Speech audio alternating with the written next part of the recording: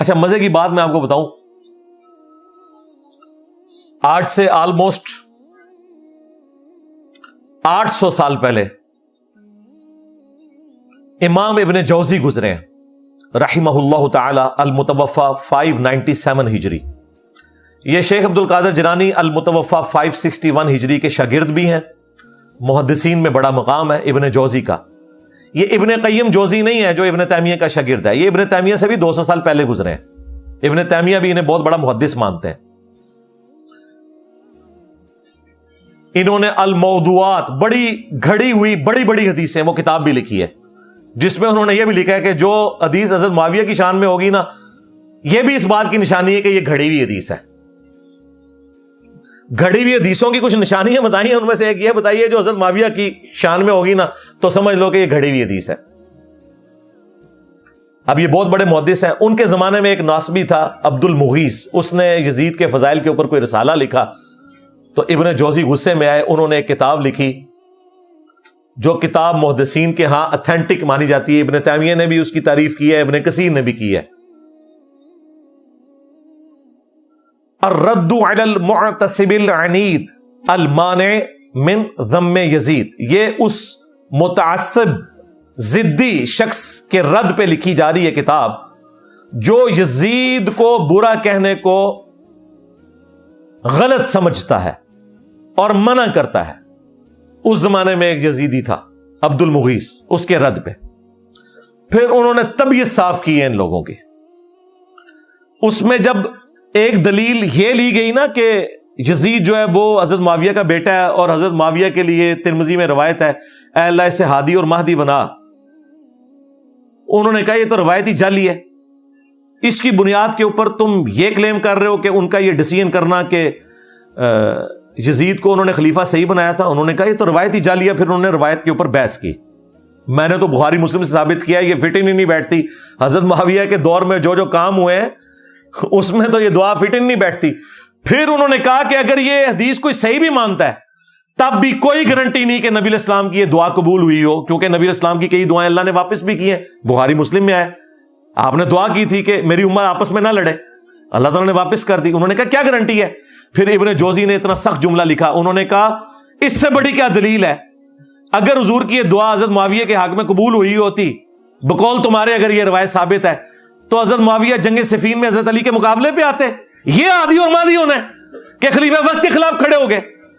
کڈا بڑا پٹکار مارا انہوں نے. پھر انہوں نے احمد بن حنبل کا قول بھی نقل کیا. جب ان سے پوچھا گیا کہ یزید کے بارے میں آپ کا کیا موقف ہے، انہوں نے کہا یہ وہی ہے جس نے اہل مدینہ کے ساتھ جو کیا. پوچھا کیا کیا؟ کہا ان کا مال لوٹا، انہیں قتل کیا. تو شاگرد نے کہا صحابی کا بیٹا ہے حدیث لے لی جائے. انہوں نے کہا حدیث کیا، ایک حدیث بھی اس سے نہیں لینی. اسی لیے دیکھ لیں ذخیرہ حدیث میں صحابہ کرام کی اولاد کی حدیثیں موجود ہیں. حضرت معاویہ 40 سال تک حکمران رہے ہیں، 20 سال تک گورنر اور اگلے 20 سال مکمل طور پہ حکمرانی. بیچ میں ایک حضرت علی والا پیریڈ تھا، اس کے بعد 20 سال یہی حکمران رہے نا صلح حسن کے بعد. 40 سال جس کا باپ مسلمانوں کا حکمران رہا ہے اس کے بیٹے نے ایک حدیث بھی روایت نہیں کی ہے اور نہ محدثین نے اسے نقل کیا، کیونکہ احمد بن حنبل کہتے ہیں اس سے کیا حدیث لوگے. پھر شاگرد نے پوچھا جب یہ یزید نے ظلم کیا اہل مدینہ کے ساتھ تو کون لوگ تھے ان کے ساتھ؟ ان کا اہل شام تھے، جو ہم امیر شام کہتے ہیں. یہ شامی تھے، ایک صوبہ تھا جس نے یہ سارے کا سارا ہنگامہ برپا کیا. تو یہ کتاب اردو زبان میں ترجمہ ہو کے آ چکی ہے. ایک دیوبندی عالم ہے، انہوں نے ترجمہ کیا. میں نے بارہا اس کتاب کا تعارف کروایا. اب نئی پرنٹنگ ہو کے یہ کتاب آ چکی ہے. ہماری ویب سائٹ پہ اس کا PDF بھی رکھا ہوا ہے. کسی نے PDF بنا دیا تھا تو ہم نے وہ اپلوڈ کر دیا، لیکن ہارڈ کاپی بھی آپ کے پاس ہونی چاہیے، وہ آپ منگوا سکتے ہیں. وہ کتاب کا ہم ٹائٹل پیج شیئر کروا دیں گے آپ کو. وہ کتاب پڑھنے سے تعلق رکھتی ہے، اس میں اور کئی چیزیں ہیں جو آپ کے لیے انشاءاللہ اس حوالے سے بینیفیشری ہوں گی. وہ کہتے ہیں نہیں حضرت علی کا جو اپنا بیٹا ہے محمد بن حنفیہ، اس نے تو بڑی تعریف کی ہے یزید کی. ہم پوچھتے ہیں کہاں لکھا ہوا ہے؟ کہتے ہیں تاریخ میں لکھا ہوا ہے. تاریخ میں اگر 5% باتیں یزید اور ان کے والد کے حق میں ہے نا تو 95% ان کے خلاف ہیں، بلکہ ایمان ثابت کرنا بھی مشکل ہو جائے گا اگر تاریخ تبری کے حوالے ہم نے پیش کیے تو. حدیث سے بات کرو. جی حدیث میں تو اس طرح کی کوئی بات نہیں، آپ کو پتہ ہے ہماری باتیں حدیثوں میں تو نہیں نکلتی، جی ہمیں پتہ ہے، یہی تو ہم رونا رو رہے ہیں، لیکن وہ تاریخ میں تو ہے جی، ہم کہتے ہیں وہ جو تاریخ تم پیش کر رہے ہو وہی پوری پڑھ کے بتا دو، ابن کثیر نے نقل کی ہے، یہ مردود روایت، لیکن یہ روایت پوری نہیں پڑھ سکتے، وہ ان کے گاٹے فٹ ہو جائے گی۔ اس روایت میں پتہ کیا ہے؟ عبداللہ ابن مطیع صحابی محمد بن حنفیہ کے پاس آتے ہیں جو تابعی ہیں، جو حضرت علی کے بیٹے ہیں حنفیہ نامی عورت سے، انہیں آگے کہتے ہیں کہ حضرت آپ کا بھائی حسین شہید ہو گیا، یزید حکمران بن گیا، آپ کیوں نہیں قیام کرتے؟ تو ساتھ ہی کہا کہ اہل مدینہ میں سے کچھ لوگ شام سے آئے ہیں، انہوں نے یزید کو اس حال میں پایا ہے کہ وہ تارک الصلاح ہے، وہ شراب پیتا ہے اور کتاب و سنت سے تجاوز کرتا ہے۔ تو محمد بن حنفیہ نے کہا کہ نہیں، میں تو جتنا عرصہ یزید کے پاس رہا ہوں، میں نے تو اسے نماز کا پابند پایا ہے اور سنت کا عامل پایا ہے۔ تو انہوں نے کہا حضرت وہ جتنے دن آپ رہے ہیں نا ادھر، اتنے دن اس نے آپ کو دکھانے کے لیے سب کچھ ایکٹنگ کی ہے، اصل میں تو وہ شرابی ہے، تارک الصلاح ہے اور کتاب و سنت کو پائمال کرنے والا ہے۔ اب یہ پوری روایت تھی، انہوں نے آدھی لے لی کہ محمد بن حنفیہ نے کہا میں اسے نماز کا پابند پاتا ہوں، جبکہ صحابی کہہ رہا ہے کہ وہ شرابی ہے، تارک الصلاح ہے، کتاب و سنت کا مذاق اڑاتا ہے۔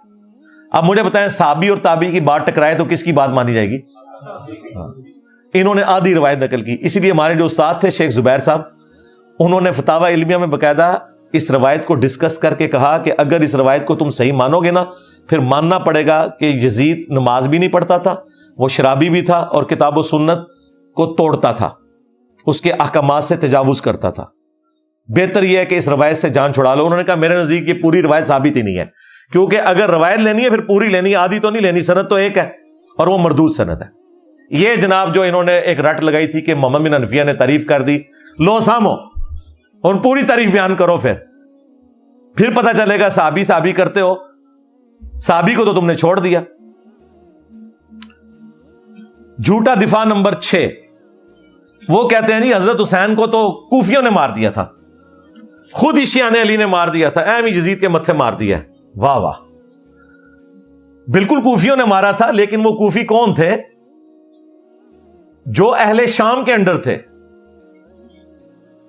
یہاں پہ بھی جو کچھ ہوتا ہے نا، جب گورنمنٹ ایک ہو تو بات آتی ہے پنجاب پولیس نے یہ کیا، بھائی پنجاب پولیس وفاقی حکومت کے انڈر آتی ہے، اگر اچھا کام کرے گی تو وفاقی حکومت کے کھاتے میں ڈلے گا، برا کرے گی تو وفاقی حکومت کے کھاتے میں۔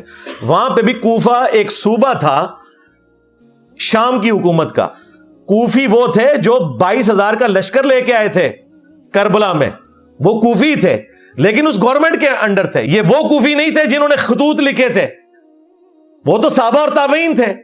سلمان ابن سرد جن کی حدیث ہے بخاری اور مسلم میں، نبی علیہ السلام نے 2 بندوں کو لڑتے ہوئے دیکھا اور کہا میں ایک کلمہ ایسا جانتا ہوں، یہ پڑھ لیں تو شیطان ان سے دور ہو جائے گا، ان کا غصہ ٹھنڈا ہو جائے گا، اعوذ باللہ من الشیطان الرجیم۔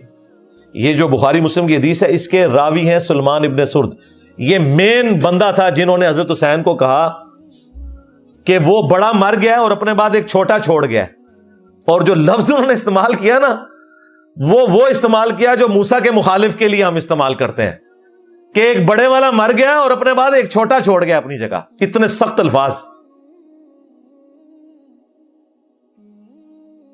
اس وقت عبید اللہ ابن زیاد کے روب کی وجہ سے وہ لوگ نکل نہیں سکے، مسلم بن عقیل کو قتل کر دیا گیا، اس سے پہلے نعمان بن بشیر کو گورنی سے ہٹایا گیا، لیکن بعد میں توابون کی تحریک انہوں نے چلائی اور وہ شہید ہوئے سارے، اور پھر مختار سقفی آیا، اس نے پھر عبید اللہ ابن زیاد کو بھی قتل کیا۔ بخاری اٹھا کے دیکھیں، ترمذی اٹھا کے دیکھیں، حضرت حسین ابن علی کا سر کاٹ کے عبید اللہ ابن زیاد گورنر کوفہ جو یزید کا تھا اس کے سامنے تشت میں پیش کیا گیا۔ اللہ کی لعنت، اللہ کے فرشتوں کی لعنت، تمام لعنت کرنے والوں کی لعنت جنہوں نے اہل البیت کو یوں ظلمن شہید کیا، آمین۔ تو وہ چھڑی سے ان کے چہرے مبارک کو چھیڑنے لگا اور ان کے حسن میں کوئی کلام کرنے لگا، تو انس ابن مالک پاس کھڑے تھے، وہ اتنا ہی کر سکتے تھے، بوڑھے ہو چکے تھے، 90 پلس تھے، انہوں نے کہا کہ رسول اللہ کے سب سے زیادہ ہم شکل حسین ابن علی تھے. یہ بخاری کے الفاظ ہیں. اسی حدیث میں امام بخاری نے لکھا ہے برأس الحسین علیہ السلام. حسین علیہ السلام کا سر مبارک، علیہ السلام لکھا ہے. مولوی نے عربی میں علیہ السلام لکھا تھا، اردو میں ترجمہ رضی اللہ عنہ کر دیا، نکال ہی دیا. عربی میں لکھا ہوا ہے، آپ کھول کے دیکھ لیں، مکتبۃ الشاملہ میں بھی، اسلام 360 میں بھی عربی میں لکھا ہوا ہے، اردو میں رضی اللہ عنہ لکھا ہوا ہے. اور جب زید بھائی مجھے ملنے آئے نا، میں نے کہا یہ دیکھ لیں، انہیں یقین ہی نہیں آیا. کہتے ہیں یار یہ انہوں نے کیا ہوا ہے. میں نے کہا یہ اچھا ہے، اس کو چینج کرنے کی ضرورت نہیں ہے، ہم نے بتانا ہے بعد میں بھی کہ کیا کام ڈالتے ہیں. انہوں نے دارالاسلام والوں سے اٹھایا تھا، میں نے کہا اسی طرح ہی رہنے دیں تاکہ ہم دکھا سکیں بعد میں. sunna.com بہت بڑی ویب سائٹ ہے جس پہ حدیث کی کتابیں ہیں. عربی میں علیہ السلام لکھا ہے، اردو میں رضی اللہ عنہ لکھا ہوا ہے. ایک فرقہ وارانہ اس چیز کو، دھڑاڑ کو قائم رکھنے کے لیے. تو عبید اللہ ابن زیاد جس کے سامنے حضرت حسین کا سر کاٹ کے رکھا گیا، وہ کوفی تھا لیکن گورنر تھا شامیوں کی طرف سے. لہذا یہ کہنا کوفیوں نے مار دیا تھا ظالموں، یہ وہ کوفی تھے جو حضرت حسین کے مخالفین تھے، نہ کہ وہ شیعان علی کے جنہوں نے حضرت حسین کو وہاں پولیٹیکل سٹرگل کے لیے بلایا تھا. اور حضرت حسین لڑنے نہیں گئے تھے، بی بچوں کے ساتھ ایک سیاسی جدوجہد کے لیے جا رہے تھے جس کا آخری انجام قیام حسین ہی ہونا تھا، لیکن اس سے پہلے ہی ان کو شہید کر دیا گیا. اسی لیے انہوں نے راستہ بھی بدلا. یہ جو کہتے ہیں جی وہ دمشق کی طرف جا رہے تھے یزید کے ہاتھوں میں ہاتھ دینے، بالکل جھوٹ ہے. وہ راستہ انہوں نے اس لیے بدلا تھا کہ انہیں پتہ چل گیا تھا کہ مسلم بن عقیل شہید ہو چکے ہیں، یہ مجھے بھی کوفے تک نہیں پہنچنے دیں گے، تو میں انہیں دھوکہ دے کے دوسرے راستے سے جاؤں. لیکن ان کے پاس تو اتنی فوج تھی، انہیں بھی یہ خطرہ تھا کہ حسین ابن علی کہیں راستہ نہ بدلے، تو انہوں نے کربلا کے پاس بھی پڑاؤ کیا تھا کہ اگر اس راستے سے بھی آئے تو ہم پکڑ لیں گے، جو یہ نقشے بنا کے آپ کو بتا رہے ہوتے ہیں. اللہ کے بندو ڈر جاؤ، جھوٹ باندھتے ہو، اپنی طرف سے باتیں بنا کے منسوب کرنا شروع کر دیتے ہیں. یہ کربلا ایک دن میں نہیں ہوئی، اس کے پیچھے پورا ایک پس منظر ہے. کس طرح نبی الاسلام کی وفات کے بعد آہستہ آہستہ معاملات اس لیول کے اوپر بگڑے کہ صرف 50 سال کے اندر اتنی بڑی تبدیلی آئی کہ انسانی تاریخ نے اتنا بھیانک منظر نہیں دیکھا تھا جو ہمیں کربلا میں دیکھنا پڑا. اور اس کی ہیٹ آج تک ہم محسوس کر رہے ہیں. یہ ایک دن کے اندر نہیں ہوا، معاملات آہستہ آہستہ بگڑتے چلے گئے. اہل سنت اور اہل تشیع کے اندر جو اہل علم علماء ہیں ان کے درمیان یہ چیز ایگریڈ اپون ہے. اہل سنت جو ہیں وہ سیدنا ابوبکر صدیق رضی اللہ تعالیٰ عنہ کو نبی الاسلام کا سکسیسر مانتے ہیں، اس اعتبار سے نہیں کہ نبی الاسلام نے انہیں اپنا کوئی وصی بنایا. نبی الاسلام نے اپنا وصی قرآن کو بنایا تھا. یہ ٹاپک الگ سے ہے، میری اس کے اوپر ویڈیو ہے. اس وجہ سے کہ صحابہ کرام نے چنا، اور 6 مہینے کے بعد جب سیدنا علی نے بھی بیعت کر لی، اہل تشیع کہتے ہیں کہ وہ امت کے وسیع تر مفاد کے اندر کی، اور اہل سنت کا موقف یہ ہے کہ نہیں وہ جسٹیفائی تھی. بہرحال at the end of the day اس کے اوپر متفق ہیں. اور پھر یہ 30 سال کے بعد جب خلافت ملوکیت میں بدلی ہے اور کس طریقے سے معاملات بگڑتے چلے گئے کہ اس کا اینڈ رزلٹ کربلا ہوئی، اس میں ہر ایک ٹاپک متقاضی ہے کہ میں اس کے اوپر گھنٹوں بول سکتا ہوں. لیکن اگر میں بولوں گا تو پھر تو یہ ساری کی ساری مجلس جو ہے یہ تو اگلی اتوار تک بھی نہیں ختم ہونی. اس لیے میں نے بس چند ایک باتیں آپ کے سامنے رکھی ہیں تاکہ آپ کا دماغ کھلے کہ ہم نے اس پلیٹ فارم کے ذریعے یہ حق کی آواز کیوں بلند کی ہے. اس لیے کہ یہ پلیٹ فارم غدیر خم کے اوپر کھڑا ہے. غدیر خم کے موقع پر نبی الاسلام نے قرآن اور اہل البیت دونوں چھوڑے تھے. اس لیے آپ دیکھتے ہیں کہ ہمارے پلیٹ فارم سے قرآن کی توحید کے اوپر 0 ٹالرنس ہے. اسی طریقے سے اہل البیت کے دفاع کے اوپر بھی 0 ٹالرنس ہے بالکل. اور جب لوگوں کے پاس جواب ختم ہو گئے ہیں تو لوگ اب قرآن و حدیث کے منکر ہونا شروع ہو گئے ہیں.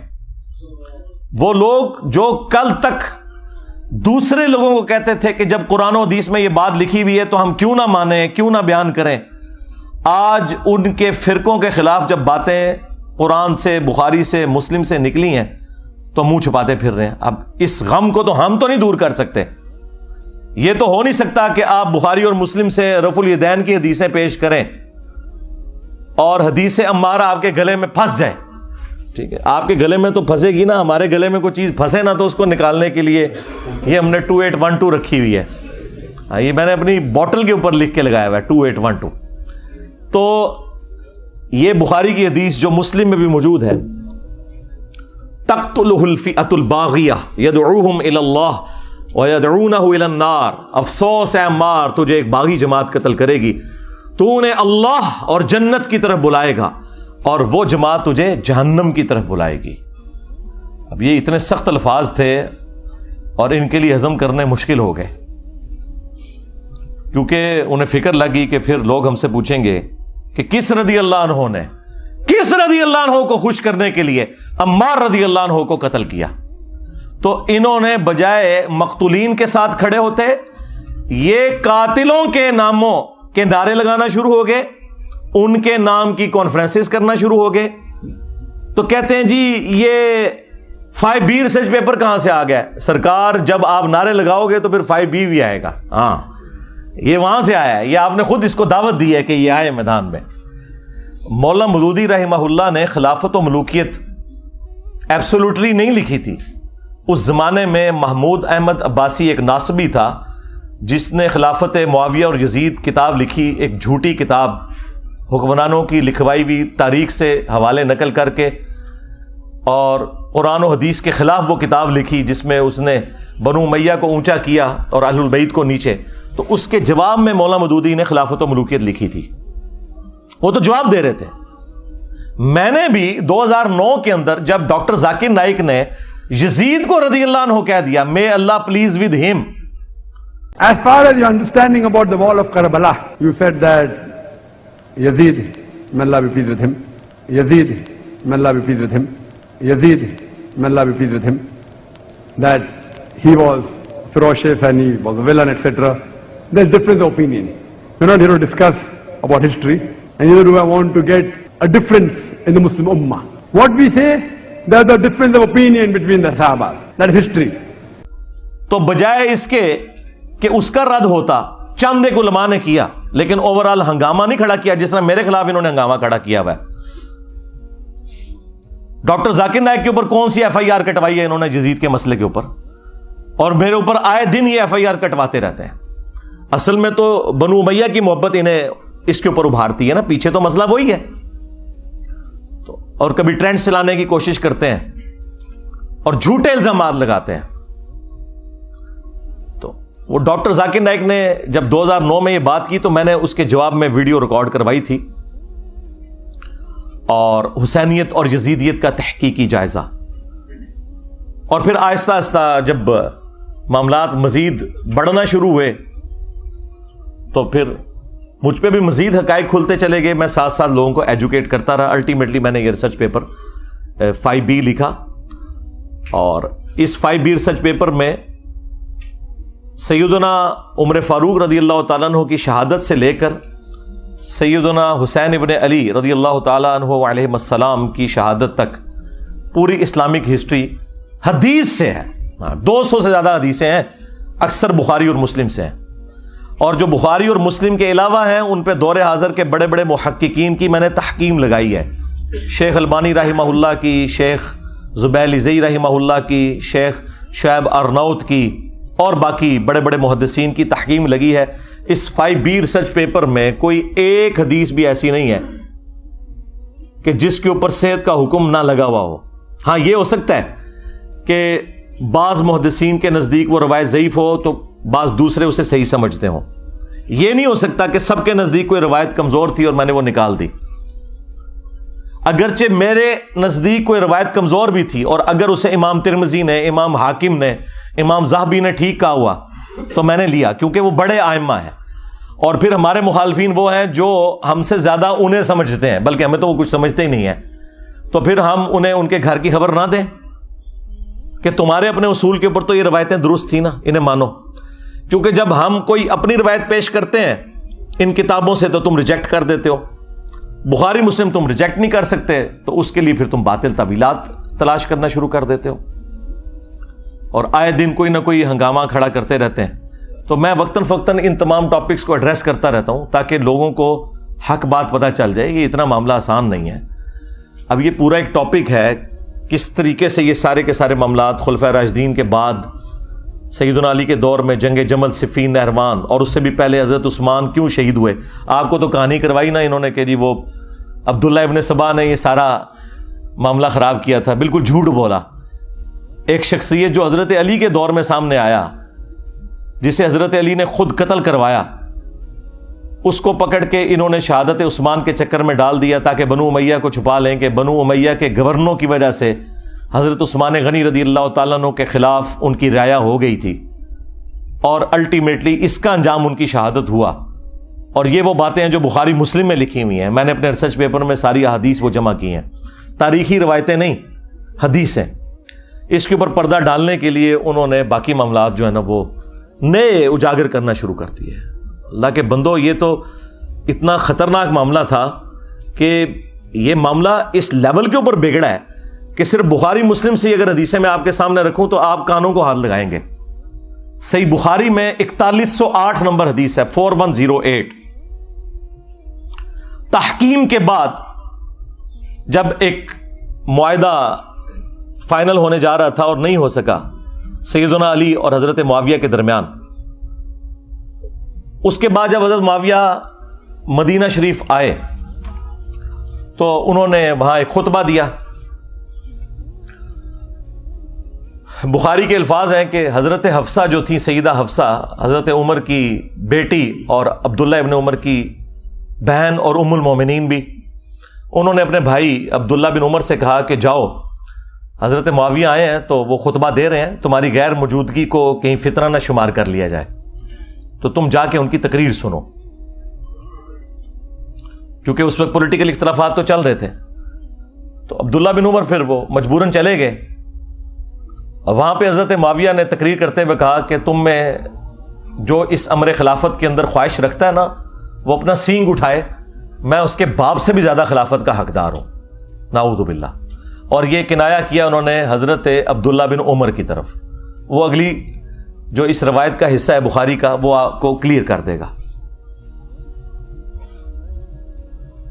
اب یہ اتنا بڑا جملہ تھا. اب مجھے بتائیں کہ عبداللہ بن عمر کا باپ وہ ہے کہ جن کی وجہ سے رومن امپائر گری ہے اور شام مسلمانوں کے پاس آیا، اور اس شام میں بیٹھا ہوا ایک شخص امیر شام، وہ اسی کے بیٹے کو کہہ رہا ہے کہ میں تجھ سے اور تیرے باپ سے زیادہ خلافت کا حقدار ہوں.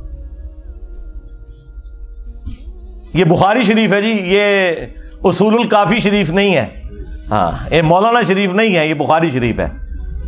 اب عبداللہ بن عمر کو غصہ تو آیا لیکن خاموش ہو گئے. اور وہ خاموش کیوں ہوئے؟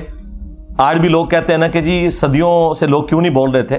اس زمانے میں نہیں لوگ بول سکے. وہ ہمارے استاد مولانا اسحاق صاحب والی بات ہے کہ ماما روزانہ حسین نہیں جم دیا. ہاں، حسین ابن علی اور عبداللہ ابن عمر دونوں کی نیچرز میں فرق تھا. تو بعد میں ایک دوسرے صحابی کہتے ہیں عبداللہ بن عمر سے کہ آپ نے اسی وقت معاویہ کو جواب کیوں نہیں دیا جب وہ یہ کہہ رہا تھا کہ میں اس کے باپ سے بھی زیادہ خلافت کا حقدار ہوں. تو عبداللہ بن عمر نے کہا کہ میں نے ارادہ تو کیا کہ میں اپنی گوٹ کھولوں، یعنی وہ احتبا کر کے دونوں گھٹنوں کو یوں لے کے بیٹھے تھے، اور میں اسے اسی بھرے مجمع میں جواب دوں کہ تجھ سے زیادہ خلافت کا حقدار وہ ہے کہ جس نے تم سے اور تمہارے باپ سے جنگ کی تھی جب تم لوگ کافر تھے اور ہم لوگ مسلمان تھے. یعنی تم لوگ بعد میں مسلمان ہو کر طلقاء فتح مکہ کے موقع پر تم لوگوں نے معافی مانگ کے اسلام قبول کیا. تم لوگ آج آ کے عمر اور اس کے بیٹے کے بارے میں کہہ رہے ہو کہ ہم اس سے زیادہ خلافت کے حقدار ہیں. مجھے بتائیں، جو شخص یہ کہے کہ میں عمر سے زیادہ خلافت کا حقدار ہوں، اس نے علی کی خلافت کہاں سے ماننی تھی؟ یہ اب سنی شیعہ سے مسئلہ اٹھ چکا ہے جی. وہ قصاص عثمان چاہتے تھے. قصاص عثمان چاہنے والا یہ کہے گا کہ میں حضرت عمر سے زیادہ خلافت کا حقدار ہوں، تو انٹینشن تو انہوں نے خود کھول کے بتا دی. اچھا، تو وہ عبداللہ بن عمر کہتے ہیں میں نے ارادہ تو کیا اپنی گوٹ کھولوں اور میں ایسے کہوں کہ تجھ سے زیادہ خلافت کا حقدار اور تیرے باپ سے زیادہ وہ ہے کہ جن لوگوں نے تمہیں مار مار کے اسلام میں داخل کیا ہے. یعنی تم لوگ کافر تھے اور ہم نے تم سے جنگیں لڑی ہیں. اور امام بخاری نے یہ حدیث غزوہ خندق کے چیپٹر میں ڈالی ہے یہ بتانے کے لیے کہ خندق کے موقع پر عبداللہ بن عمر اور حضرت عمر مسلمان تھے اور حضرت معاویہ اور ان کے والد کافر تھے. یہ اس میں سے انہوں نے رزلٹ نکالا ہے. اچھا اب یہ بڑی حیران کن بات ہے, اسے آپ کرامت سمجھیں یا انٹینشنلی ایسا ہوا. یہ سیم الفاظ صحیح مسلم کے اندر موجود ہیں حضرت عمر کے بھی. ایک تو وہ بخاری میں حدیث ہے نا, جب آپ کو زخم لگے تو آپ نے 6 رکنی کمیٹی بنائی اور کہا کہ میں اپنے بعد اس امر خلافت میں ان 6 بندوں کے سوا کسی کو حقدار نہیں سمجھتا کہ رسول اللہ اپنی وفات تک ان سے راضی رہے. علی, عثمان, طلحہ, زبیر, عبد الرحمن بن عوف اور سعد بن ابی وقاص, ان میں سے کسی کو خلیفہ چن لینا میرے بعد. اور مسلم شریف میں الفاظ ہیں کہ آپ نے خواب دیکھا کہ ایک مرغے نے آپ کو ٹھونگ ماری ہے. اس کے بعد آپ نے جمعے والے دن خطبہ دیا اور اگلا جمعہ آپ کو نصیب نہیں ہوا, بدھ والے دن آپ کی شہادت ہو گئی. اور کہا کہ میں نے خواب دیکھی ہے اور میں نے اس کی تعبیر یہی کی ہے کہ عنقریب مجھے قتل کر دیا جائے گا, اور اگر میں اچانک مارا جاؤں تو اپنی خلافت کو ان 6 بندوں سے باہر نہ جانے دینا کہ جن سے رسول اللہ اپنی وفات تک راضی رہے. اس کے آگے بڑے خطرناک الفاظ ہیں کہ تم دیکھو گے کہ ان 6 بندوں کی مخالفت وہ لوگ کریں گے کہ جن کو میں نے اپنے ہاتھوں سے اسلام کے لیے مارا ہوا ہے, اور اگر وہ مخالفت میں سامنے آ جائیں تو سمجھ لینا کہ یہ لوگ اللہ کے دشمن اور کافر ہیں. اتنے سخت الفاظ ہیں. ہاں جی, اب یہ آپ نے تلاش کرنا ہے یہ اللہ کے دشمن کن کو کہا انہوں نے, کہ جن سے میں نے اسلام کے لیے خود جنگ کی ہے. لوگ کہتے ہیں یہ رومنز اور پرشینز کا ذکر ہو رہا ہے, اور رومنز اور پرشینز کو صحابہ کرام نے اپنے مشورے میں شامل کرنا تھا کہ حضرت آپ بتائیں کہ ہم نے کس کو خلیفہ چننا ہے. اور دوسرا, رومنز اور پرشینز تو رہی کوئی نہیں تھے, وہ تو گر گئے تھے حضرت عمر کے دور میں. یہ آپ اپنے اندر رہنے والے لوگوں کی بات کر رہے تھے کہ یہ وہ لوگ ہیں جن کو ہم نے مار مار کے اسلام میں داخل کیا ہے, اور یہی مخالفت کریں گے ان 6 بندوں کی. خیر اس کی ایکسپلینیشن میں علماء پہ چھوڑ دیتا ہوں. میں نے کوئی تشریح کی تو وہ کہیں گے کہ ایتے وچ نہیں سی لکھیا, تون وچوں کڈ کے لکھیا ایتے وچ, تے ٹائم قیامت تک کی کڈ کے دس. اچھا مزے کی بات بتاؤں, یہ مسلم شریف کی حدیث جو ہے نا, یہ سیم حدیث سنن کبریٰ البیہقی کے اندر اسی سند کے اوپر ہے 100%, یہ مرغے کی ٹھونگ مارنے والی. اور اس کے اینڈ پہ لکھا ہے کہ سیدنا عمر 26 ذوالحجہ کو شہید ہوئے. مسلم شریف کی سند کے اوپر مسلم والی حدیث جو سنن کبریٰ البیہقی میں تھی, اس میں اینڈ پہ الفاظ یہ ہیں, باقی ساری حدیث سیم ہے, کہ 26 ذوالحجہ کو شہادت ہوئی بدھ والے دن حضرت عمر فاروق رضی اللہ تعالیٰ عنہ کی. تو سرکار یکم محرم کہاں سے نکال لیا؟ مسلم شریف میں 26 ذوالحجہ ہے, ظاہر سند وہی ہے. چلیں تاریخ کی بھی کتابیں اٹھائیں تو جتنی صحابہ کرام کے حالات زندگی پہ کتابیں ہیں نا, وہ 3 بڑی بڑی کتابیں ہیں. الاستیاب امام ابن عبد البر کی کتاب, اس کے بعد اسد الغابہ ابن اثیر کی کتاب, اور اس کی شرح الاصابہ 8000 صحابہ کے حالات زندگی ابن حجر اسقلانی کی. یہ 3 مین کتابیں, تینوں میں 26 ذوالحجہ لکھا ہے. باقی اقوال لکھ کے انہوں نے کہا یہ ثابت نہیں ہے. یکم محرم کا تو قول لکھا ہی نہیں ہوا. ایک جگہ ہے کہ جب دفنا چکے تھے تو محرم کا چاند نکلا, وہاں پہ بھی یکم محرم شہادت نہیں ہے. حضرت عثمان کی بھی بیعت پہلے ہو چکی تھی. اتنا بڑا جھوٹ بولا.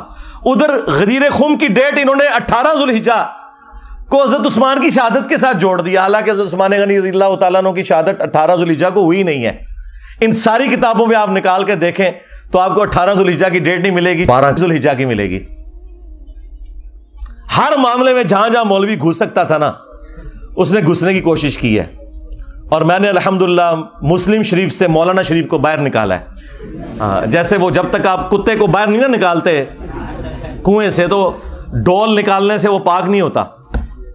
تو یہ مسلم شریف میں الفاظ تھے کہ حضرت عمر نے کہا یہ 6 بندے ایسے ہیں کہ ان کی مخالفت وہ لوگ کریں گے جن کو میں نے اسلام کی خاطر مارا ہوا ہے. سیم الفاظ وہی حضرت عبداللہ بن عمر نے ریپیٹ کیے. حدیث ختم نہیں ہوئی بخاری کی, آگے الفاظ ہیں کہ عبداللہ بن عمر کہتے ہیں کہ میں نے ارادہ تو کیا تھا یہ ساری باتیں کروں, تو پھر مجھے جنت کی نعمتیں یاد آ گئیں اور میں نے انہی پر اکتفا کر لیا, اور پھر میں خون ریزی اور فتنے کے ڈر سے خاموش ہو کر اپنے معاملات کو میں نے اسی کے اوپر اکتفا کر لیا. وہ حدیث کا راوی کہتا ہے کہ عبداللہ بن عمر نے خاموش ہو کر اپنی جان بھی بچا لی اور اپنی عزت بھی بچا لی. ایک ماموں نے دوسرے ماموں سے اپنی جان اور عزت بچائی. ابھی عبداللہ بن عمر بھی تو ماموں ہے نا. جب انہوں نے رشتے اس طرح کے نکالے ہوئے ہیں تو عبداللہ بن عمر ماموں نہیں ہے, وہ خال المومنین نہیں ہے. تو وہ کہتے ہیں کہ عبداللہ بن عمر نے اپنی جان بھی بچا لی اور عزت بھی بچا لی. یعنی اس وقت کیسی کیٹاسٹرافک کنڈیشن تھی کہ لوگوں کو اپنی جان سے بھی ہاتھ دھونا پڑتا تھا. تو سرکار لوگ کہتے ہیں کہ بھی سارے حسین ابن علی کی طرح کیوں نہیں اکٹھے ہو گئے, اپنے بال بچوں کے ساتھ کیوں نہیں سامنے آ گئے. ایسا ہو نہیں سکتا میرے بھائی. یہ تو جن کا یعنی گھرانہ اتنا عالی ہے کہ جنہیں یہ پتا ہے کہ ہمارا کسی چیز کو ایکسپٹ کرنا, اس کو دین کا حصہ بنا دینا ہے, انہوں نے سامنے آنا تھا نا. باقی لوگوں نے کہاں سے آنا تھا. پھر سورہ مریم میں جو آیت ہے, اللہ تعالیٰ نے انبیاء کرام علیہم السلام کا ذکر کر کے فرمایا کہ جب انبیاء کرام دنیا سے چلے جاتے تھے نا, فخلف من بعدہم خلف, تو ان کے جانے کے بعد ایسے ناخلف لوگ جانشین ہوتے تھے, اضاعوا الصلاۃ, جو نمازوں کو ضائع کرتے تھے, واتبعوا الشہوات, اور وہ شہوات کی پیروی کرتے تھے, فسوف یلقون غیا, ان قریب یہ اپنے انجام کو پہنچ جائیں گے. اللہ تعالیٰ نے کہا کہ انبیاء جب بھی دنیا سے جاتے تھے ان کے جانے کے بعد ناخلف لوگ ان کے جانشین بن جایا کرتے تھے, یعنی کچھ عرصہ گزرنے کے بعد ان قریب یہ اپنی اس گمراہی کی سزا کو پالیں گے. یہ جو سورہ مریم کی آیت ہے نا, یہ سیم فٹ ان ہوئی نبی علیہ السلام کے کیس میں بھی, اور اس کی ایکسپلینیشن میں وہ صحیح مسلم کی مشہور حدیث ہے جو آپ کو سمجھ ہی نہیں آ سکتی تھی جب تک آپ کو کربلا سمجھ نہ آئے, کہ نبی علیہ السلام نے فرمایا کہ جب کبھی بھی اللہ نے کسی پیغمبر کو مجھ سے پہلے بھیجا نا, تو اس کے جانثار ساتھی حواری ہوا کرتے تھے. وہ حواری بڑے پیشن کے ساتھ اس کی دعوت کو آگے لے کے چلتے تھے, اور جب وہ مخلص لوگ رخصت ہو جاتے تھے نا, تو پھر ایسے ناخلف لوگ اس مسند پہ آگے بیٹھ جاتے تھے جو زبان سے وہ کہتے تھے جو کرتے نہیں تھے, اور جس کے کرنے کا حکم دیا گیا ہوتا تھا اس کی مخالفت کرتے تھے, الٹ چلتے تھے. ایسے لوگوں کے خلاف جو اپنے ہاتھ سے جہاد کرے وہ مؤمن ہے. کون؟ حسین ابن علی. جو اپنی زبان سے جہاد کرے وہ بھی مؤمن ہے, اور جو اپنے دل میں جہاد کرے, یعنی اگر کمزور ہے دل میں ہی برا مانے, سامنے نہ آئے, عبداللہ بن عمر, عبداللہ ابن عباس, عبداللہ ابن زبیر, اس جیسے لوگ, وہ بھی مومن ہے. لیکن ظاہر ہے کہ یہ اس لیول کے نہیں. اور فرمایا اس کے بعد رائی کے دانے کے برابر بھی ایمان نہیں ہے اگر کوئی دل میں بھی برا نہیں سمجھتا. یہ جو حدیث ہے کہ تمام انبیاء کے ساتھ ایسا ہوا ہے, تو دیکھ لیں سیدنا حسین ابن علی ہی سامنے آ کے کھڑے ہوئے. صحیح بخاری میں ایک اور حدیث ہے 4827. اس حدیث کے کئی ایک طرق ہیں باقی کتابوں میں, المستدرک للحاکم کے اندر, سنن نسائی الکبریٰ کے اندر, اور اللہ بھلا کرے امام ابن کثیر نے تفسیر ابن کثیر میں سورۃ الاحقاف کی آیت نمبر 17 کے کانٹیکسٹ میں وہ سارے طرق ایک جگہ جمع کر دی ہیں. تفسیر ابن کثیر کے اوپر تو کسی کو اختلاف ہو ہی نہیں سکتا تھا, اور بخاری کی حدیث 4827 وہ بھی لی اور باقی اس کے طرق بھی ایک جگہ جمع کیے. اس سے آپ کو پورے سینیریو کا اندازہ ہو جائے گا. مروان بن حکم جب مدینہ کا گورنر بنا تو بخاری کے الفاظ ہیں کہ اس نے ایک دن خطبے میں یزید ابن معاویہ کا ذکر کرنا شروع کیا اور کہا کہ اللہ تعالیٰ نے امیر المومنین حضرت معاویہ کو یہ بات سجھائی ہے, وہ امت کے وسیع تر مفاد کے اندر اپنے بعد یزید ابن معاویہ کو خلیفہ بنانا چاہتے ہیں. یعنی ابھی حضرت معاویہ زندہ ہیں اور بیعت لے رہے ہیں اپنے بیٹے کے لیے. اب بخاری میں بس اتنے الفاظ ہیں کہ جب اس نے یہ بات کی نا تو عبد الرحمن بن ابی بکر کھڑے ہوئے اور انہوں نے کچھ کہا. امام بخاری نے اپنی شرافت کی وجہ سے وہ الفاظ نقل نہیں کیے, لیکن وہ الفاظ کہیں گئے نہیں ہیں، وہ حاکم کے اندر سنن نسائی الکبریٰ میں اور اللہ بھلا کرے تفسیر ابن کثیر میں انہوں نے سارے طرق المعجم الکبیر طبرانی سے بھی جمع کر دیے۔ بخاری میں الفاظ ہیں، کچھ کہا تو مروان نے کہا پکڑو اس کو، عبد الرحمن بن ابی بکر کو، تو وہ بھاگ کر حضرت عائشہ کے حجرے میں چھپ گئے۔ مسجد نبوی کے ساتھ ہی تھا حجرہ عائشہ، اور یہ حضرت عائشہ کے بھائی بھی لگتے تھے، اور جو ہمارے سب کانٹیننٹ میں کہا جاتا ہے نا سگے بھائی، کہ ماں اور باپ دونوں ایک، عرب میں تو باپ ایک ہونا تو سگا ہو جاتا ہے۔ یہ عبد الرحمن بن ابی بکر وہ ہیں کہ جو والدہ ہیں ان کی اور والد دونوں وہی ہیں جو سیدہ عائشہ کے والدین ہیں۔ اب اس کو غصہ تو تھا لیکن اندر تو نہیں جا سکتا تھا، تو باہر سے اس نے کہا کہ ابو بکر کے بیٹے تیرے بارے میں ہی قرآن میں آیت نازل ہوئی ہے نا، وہ ایک کافر والی آیت لگا دی پکڑ کے۔ توبہ توبہ، یہ ہیں آل امیہ کی چاکری کرنے والے لوگ، کہ تیرے بارے میں آیت نازل ہوئی تھی نا کہ یہ کہتا ہے کہ اپنے ماں باپ کو کہتا ہے کہ تم لوگ جو مجھے یہ کہتے ہو کہ مرنے کے بعد دوبارہ زندہ کیا جاؤں گا، تو یہ اگلے لوگوں کی کہانی ہے، یہ قرآن کو جو اگلے لوگوں کی کہانیاں کہتا تھا نا ابو بکر کے بیٹے تو ہے وہ۔ اب حضرت عائشہ کو بڑا غصہ آیا، انہوں نے اندر سے جواب دیا اس کو خاموش ہو جا، آل ابی بکر کے بارے میں کوئی اور آیات نازل نہیں ہوئی جو میری برات میں نازل ہوئی تھی سورہ نور کی۔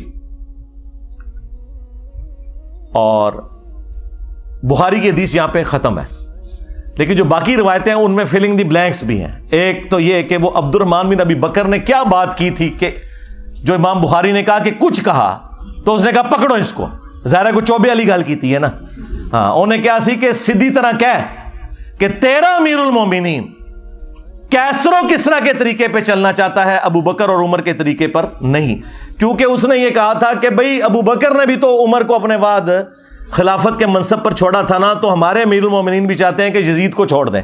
بھئی یزید تو ان کا بیٹا ہے، اور حضرت ابو بکر کا بیٹا تو عبد الرحمن بن ابی بکر سامنے بیٹھا تھا، اس کو تو نہیں بنایا تھا، تو اس کو تو غصہ آنا تھا کہ بھی میں تو کوئی خلیفہ نہیں ہوں اور تم مثال کون سی دے رہا ہے، کدھر سے جوڑ کے کون سی بات فٹ کر رہا ہے۔ تو ان کا سیدھی طرح کیا کیسر و کسرا کے طریقے پہ چل رہے ہو۔ رومنز اور پرشینز وہ بادشاہ اپنے بیٹوں کو نامزد کیے کرتے تھے۔